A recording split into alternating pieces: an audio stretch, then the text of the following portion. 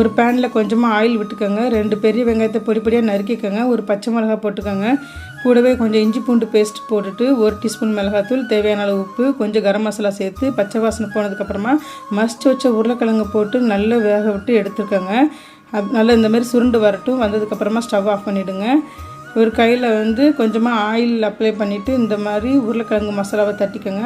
வேக வச்சு பாதியாக கட் பண்ணி வச்சுருக்க முட்டையை இதில் ஸ்டஃப் பண்ணிவிட்டு மேலே மூடுறதுக்கும் அந்த மசாலாவையே எடுத்து நல்லா மூடிக்கோங்க. நான் ஏற்கனவே முட்டையில் மிளகுத்தூள் உப்பு போட்டு நல்லா அடித்து வச்சுருக்குறேங்க.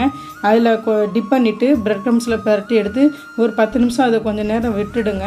அதுக்கப்புறமா ஆயிலை ஹீட் பண்ணிவிட்டு ஒன்று ஒன்றா போட்டு பொரித்து எடுத்துருங்க. சூப்பரான பொட்டேட்டோ எக் பால்ஸ் ரெடி. நல்லா ரொம்ப டேஸ்ட்டாக இருக்குதுங்க. குழந்தைங்களுக்கு செஞ்சு கொடுங்க, ரொம்ப விரும்பி சாப்பிடுவாங்க. வழக்கமாக வடை பஜ்ஜி அப்படின்றத விட இதை மாதிரி ட்ரை பண்ணி பாருங்கள், ரொம்பவே சூப்பராக இருக்குதுங்க.